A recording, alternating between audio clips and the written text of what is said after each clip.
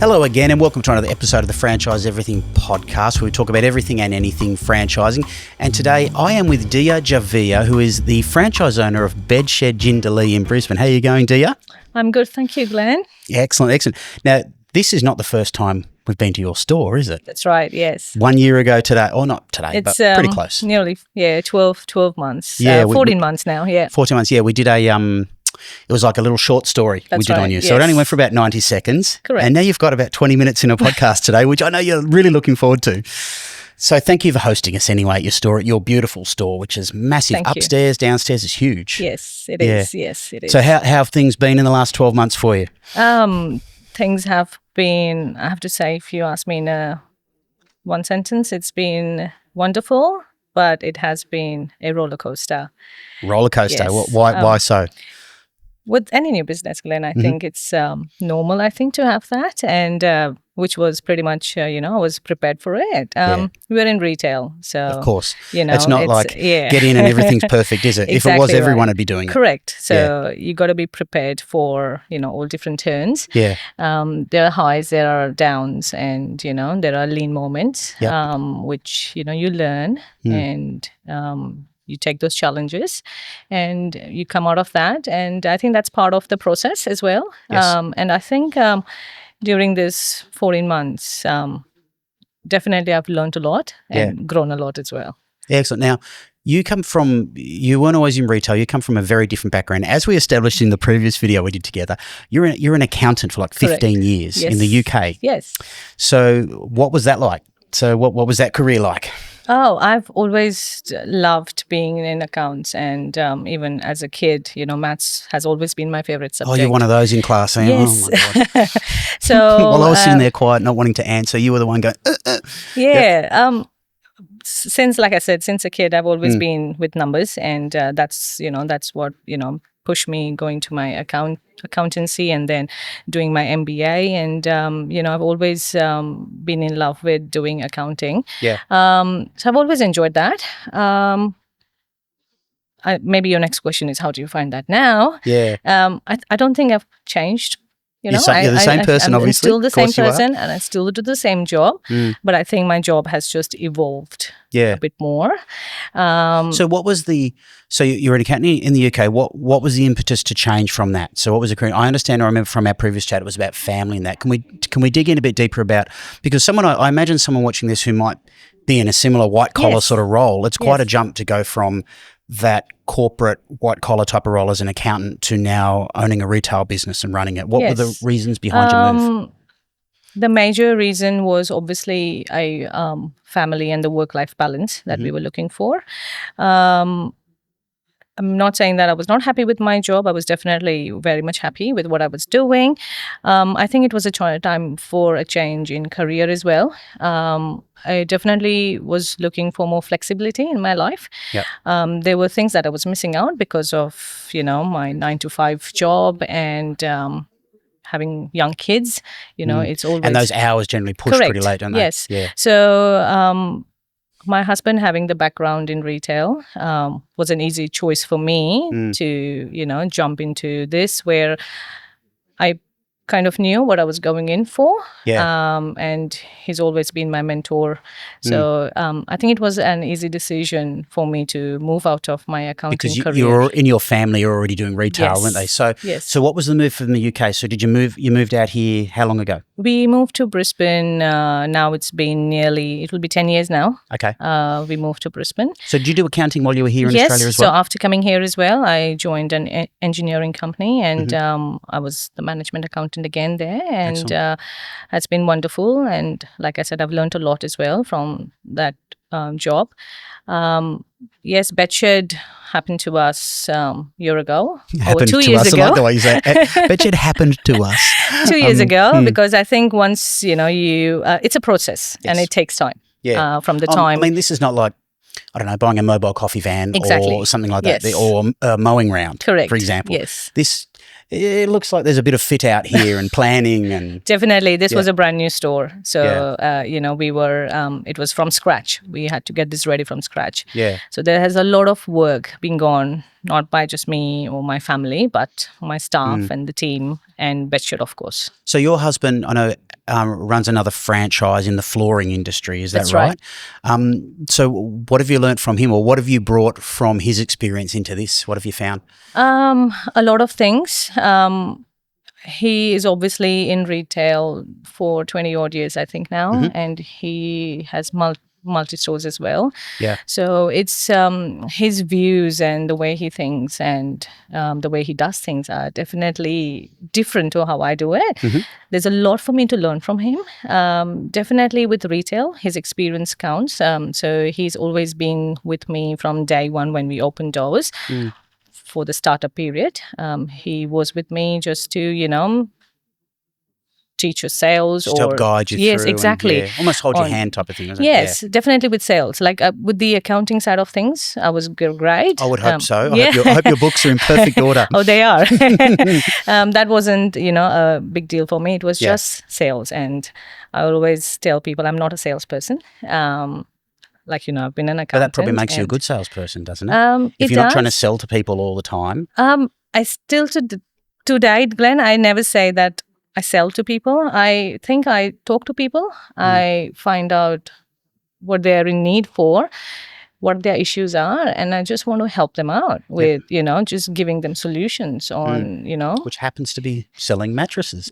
That's I remember that people when we say. met last time was that you just like helping people Yes. find a solution for themselves that they're looking for, and hopefully make their life better as a result. I remember you saying that stuff. Yes. Yeah. Yes. So I'm interested. So if your husband's got another franchise, is there much difference between the two? So, you've got two different franchise systems. Yes. I imagine he says a lot of stuff about his and you know about yours.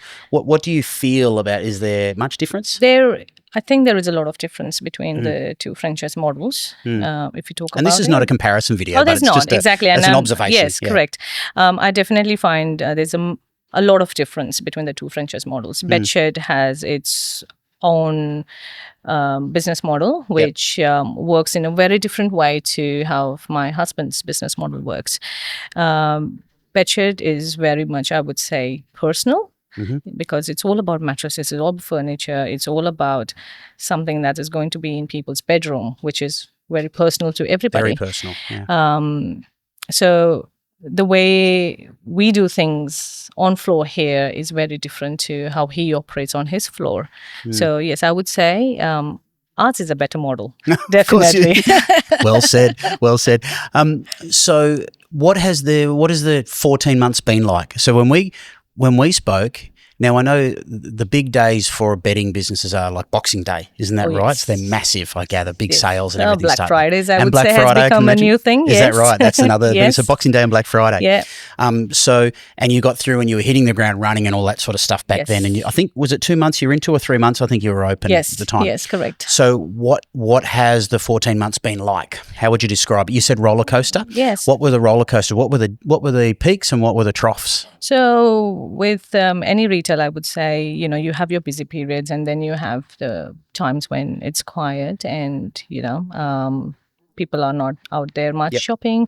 The 14 months have been, I wouldn't say it has been like too bad. It has been pretty much consistent as well. But then obviously you have those peak periods like your sale periods, Black Fridays and Christmas and Boxing Days where, people are out there shopping and, we enjoy selling then, because that's the time when people are walking in and, it's just a busy period. And with, I think, again, coming back to the business model, I think the reason why I would say that Bedshed has a better model is because if we are able to sell to people is because of the confidence the customers have that we have the mattresses in stock, we have the furniture in stock, and there are no disappointments of lead times.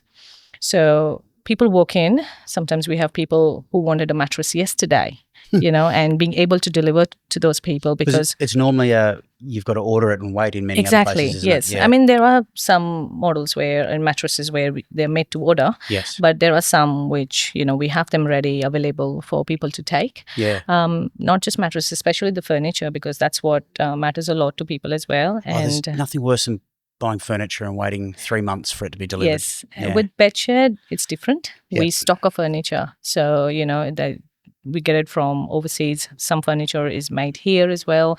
So we stock all of that, and being able to deliver to customer when they walk through those doors is just amazing.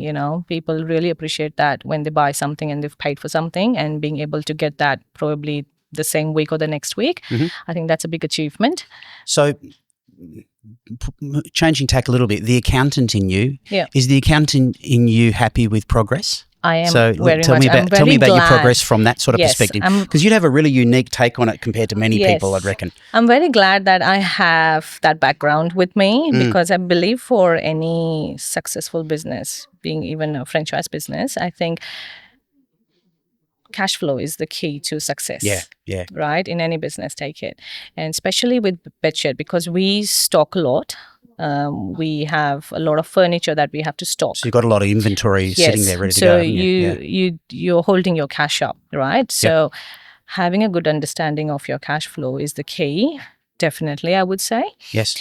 Sales is important. I'm not going to say, yes, you just need to focus on cash flow. Sales is the primary, but you being able to navigate yourselves, because when we order in containers. Yeah. So that's you have buying power with the company as well, don't you? With Bedshed Corporate. So yes, that has a process through that, doesn't it? Exactly. So they facilitate it. Yep. But then we obviously invest. In your orders. Yes, we do our own orders. We invest money into it, and we pay up front as well. So cash flow, like I said, being an accountant has allowed me to make sure we're trending well, our cash flow is going well, and because we have supplies, which is our mattress supplies as well.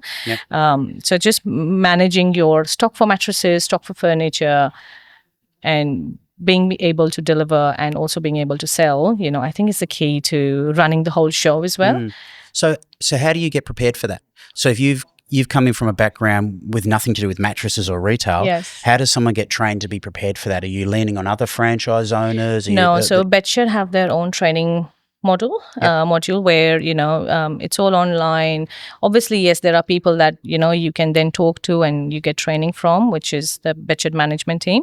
But Bedshed has done this wonderful training program that anyone from any background, you just sit there, you go through this whole module, and within few hours you'll be like, okay, I understand what we are doing here. It's not like, okay, I'm just going into something that I really like. Myself, coming from an accounting background, know nothing about mattresses, know nothing about furniture. I never even went and bought my own mattress, to be honest with you. So, just But you bought a business in it.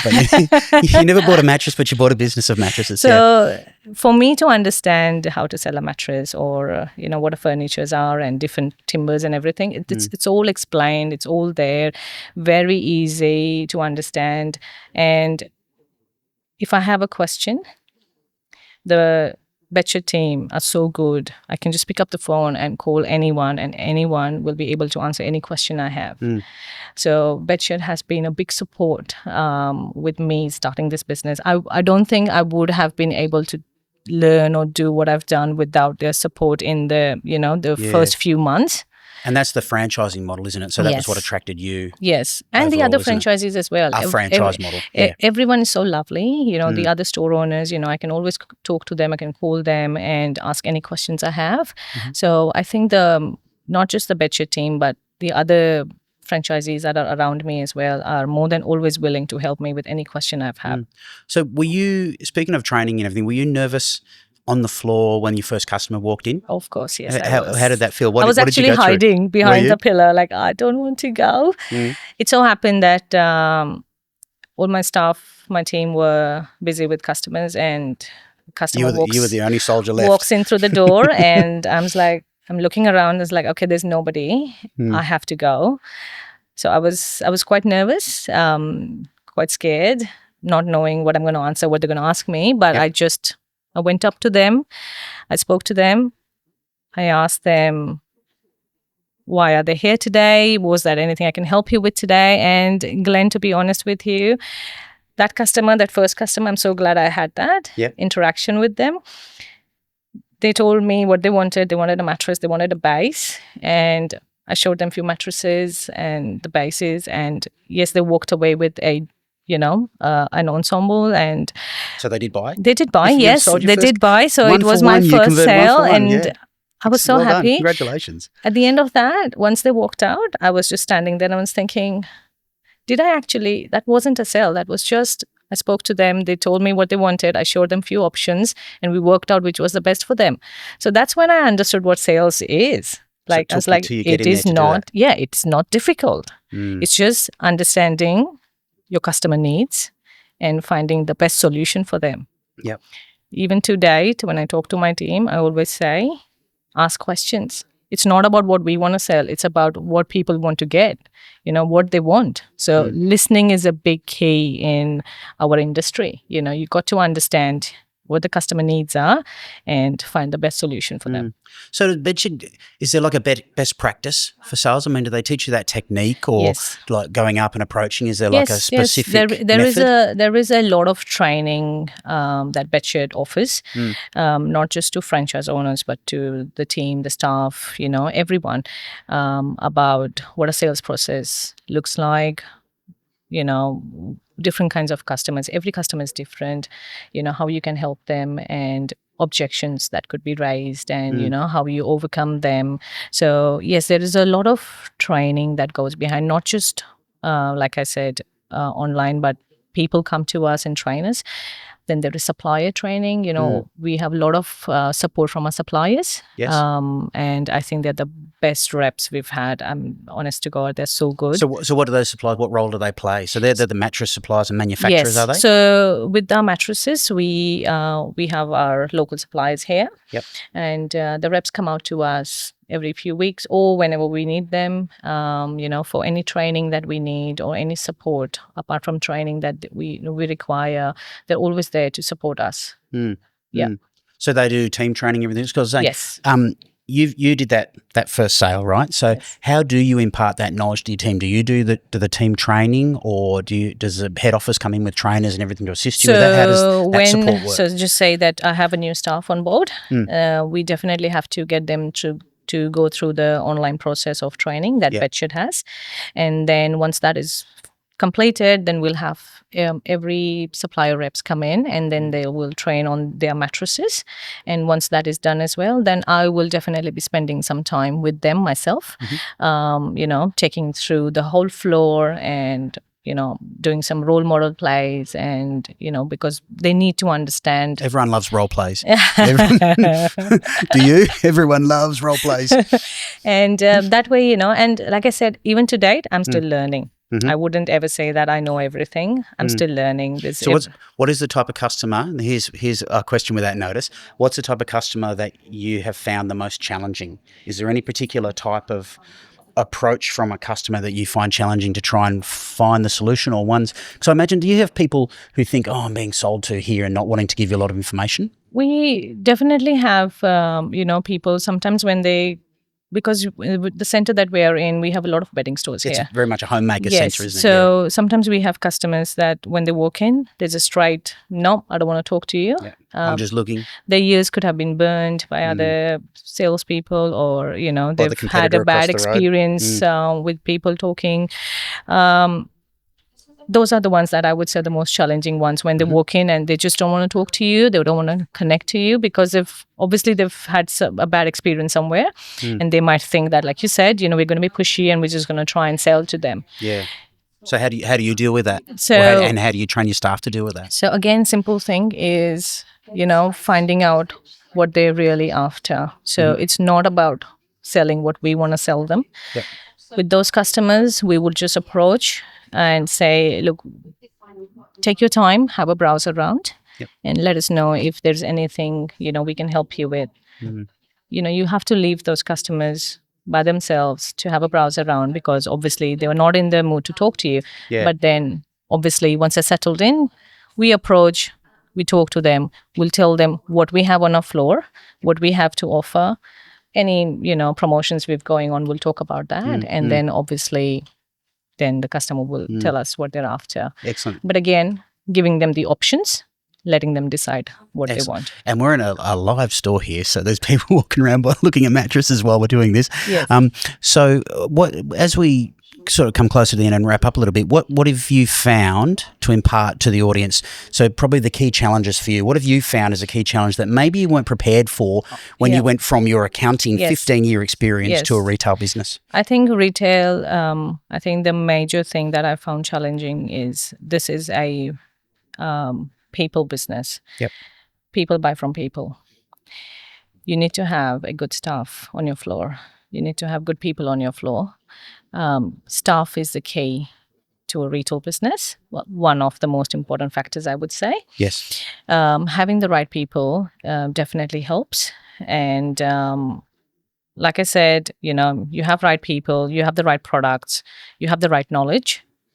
That's all you need to, So you think finding the right people and keeping them and keeping them engaged has been the biggest challenge? Staff is very important, yes.